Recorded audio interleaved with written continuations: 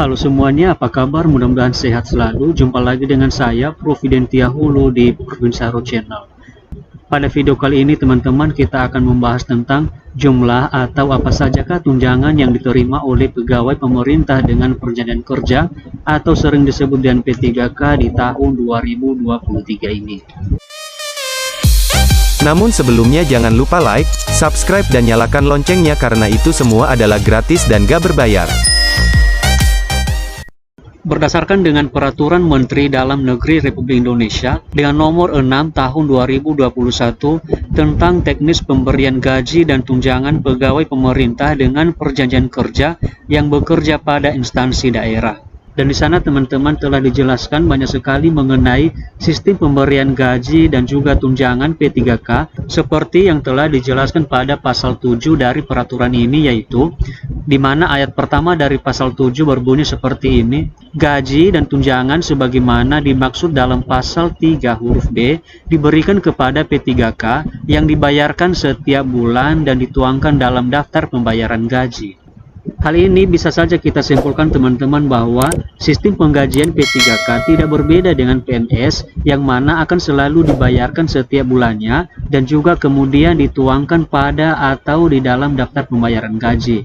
Karena seperti yang telah kita ketahui bersama bahwa seorang PNS memiliki daftar pembayaran gaji atau sering disebut dengan daftar gaji, dan maka P3K juga demikian mempunyai daftar pembayaran gaji. Kemudian teman-teman kita langsung pada pasal 9, yaitu membahas tentang tunjangan yang diterima P3K tahun 2023 ini. Di sana dijelaskan bahwa yang pertama adalah tunjangan sebagaimana dimaksud pada pasal 7 ayat 1 sesuai dengan yang telah kita baca sebelumnya teman-teman, diberikan sesuai dengan tunjangan yang berlaku bagi PNS pada instansi daerah. Artinya teman-teman bahwa tunjangan seorang P3K tidak berbeda dengan tunjangan yang diterima oleh seorang PNS. Kemudian mari kita melihat lebih lanjut lagi apa saja jenis-jenis tunjangan yang diterima oleh P3K. Jika kita membaca pada ayat kedua dari pasal ini, di sini dikatakan bahwa tunjangan sebagaimana dimaksud pada ayat 1 terdiri atas yang pertama adalah tunjangan keluarga, kemudian tunjangan pangan atau beras, kemudian tunjangan jabatan struktural, kemudian tunjangan jabatan fungsional, dan atau tunjangan lainnya. Mari kita bahas satu persatu. Yang pertama adalah tunjangan keluarga. Tunjangan keluarga terdiri dari tunjangan suami istri dan juga tunjangan anak. Yang pertama adalah tunjangan suami istri. Ini terdapat pada pasal 11 ayat 1, yaitu tunjangan suami istri sebagaimana dimaksud dalam pasal 10 huruf A diberikan sebesar 10% dari gaji pokok. Artinya jika gaji pokok kita teman-teman, atau jika gaji pokok seorang P3K itu adalah 2 juta misalnya, maka tunjangan suami atau istri yang diberikan sebesar 200.000, dan jika misalnya lagi gaji pokoknya adalah 3 juta, maka nominal tunjangan yang diterima oleh seorang P3K tersebut adalah 300.000 ditambahkan pada gaji pokok dan diterima setiap bulannya bersamaan dengan pembayaran gaji pokoknya. Kemudian kita teruskan dengan ayat kedua dari pasal 11 ini. Di sini dikatakan bahwa tunjangan suami atau istri sebagaimana dimaksud pada ayat pertama diberikan untuk satu suami atau istri P3K yang sah. Maksudnya teman-teman bahwa pembayaran ini hanya diberikan kepada suami atau istri yang sah dan hanya satu orang, tidak boleh lebih, meskipun nanti ada sebagian atau ada beberapa P3K yang memang memiliki suami atau istri yang lebih dari satu. Kemudian kita teruskan dengan ayat ketiga, yaitu tunjangan suami atau istri sebagaimana dimaksud pada ayat kedua diberikan terhitung mulai bulan berikutnya sejak P3K melaporkan perkawinan atau pernikahan yang dibuktikan dengan surat keterangan dan surat nikah atau akta perkawinan untuk mendapatkan tunjangan keluarga.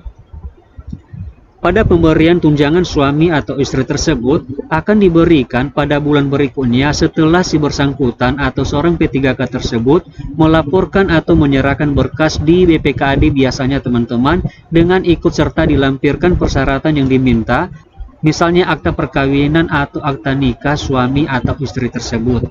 Contohnya pada bulan ini, yaitu bulan Februari tahun 2023, seorang P3K melaporkan perkawinan atau pernikahan mereka ke BPKAD dan juga melampirkan semua berkas yang diminta, maka pembayaran tunjangan keluarga suami atau istri tersebut diberikan pada bulan berikutnya, yaitu bulan Maret 2023, bukan bulan Februarinya.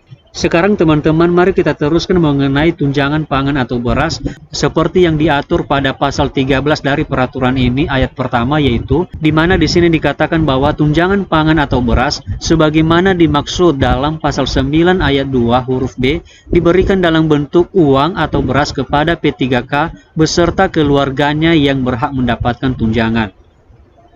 Tunjangan pangan atau beras ini teman-teman bisa diberikan dalam bentuk uang ataupun beras sesuai dengan peraturan perundang-undangan yang berlaku.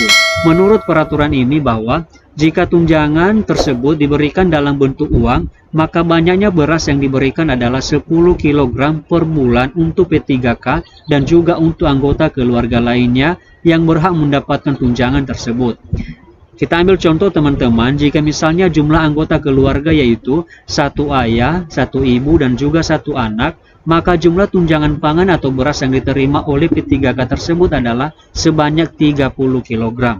Kemudian teman-teman, mari kita teruskan untuk membaca pasal 12 mengenai tunjangan anak, di mana tunjangan keluarga itu sebenarnya terdiri dari dua bagian. Yang pertama adalah tunjangan untuk suami atau istri, kemudian yang kedua adalah tunjangan anak. Tunjangan anak diatur dalam pasal 12 ayat 1 yang berbunyi yaitu tunjangan anak sebagaimana dimaksud dalam pasal 10 huruf B diberikan untuk masing-masing anak sebesar 2% dari gaji pokok. Nominal ini teman-teman berbeda dengan tunjangan suami atau istri ya teman-teman, di mana pada tunjangan anak hanya diberikan sebesar 2% saja dari gaji pokok. Misalnya gaji pokoknya adalah 3 juta, maka tunjangan anak yang dibayarkan sebesar 60.000, dan peraturan mengenai tunjangan anak ini hanya diberikan kepada P3K yang memang memiliki anak di dalam daftar kartu keluarga. Kemudian kita teruskan dengan tunjangan jabatan struktural, di mana peraturan ini diatur dalam pasal 14 ayat 1, yaitu tunjangan jabatan struktural sebagaimana dimaksud dalam pasal 9 ayat 2 huruf C diberikan setiap bulan kepada P3K yang menduduki jabatan struktural sesuai dengan ketentuan peraturan perundang-undangan dan ditetapkan dengan keputusan dari pejabat yang berwenang. Kemudian yang terakhir adalah tunjangan jabatan fungsional, di mana peraturan ini diatur dalam pasal 15 ayat 1 yang berbunyi yaitu tunjangan jabatan fungsional sebagaimana dimaksud dalam pasal 9 ayat 2 huruf D diberikan kepada P3K yang menduduki jabatan fungsional sesuai dengan ketentuan peraturan perundang-undangan. Jadi demikian sajalah teman-teman informasi mengenai jumlah dan jenis-jenis tunjangan yang diterima oleh seorang P3K tahun 2023. Saya juga tidak lupa mengucapkan terima kasih telah menonton video ini sampai selesai. Saya Prof. Dentia Hulu and see you on the next video.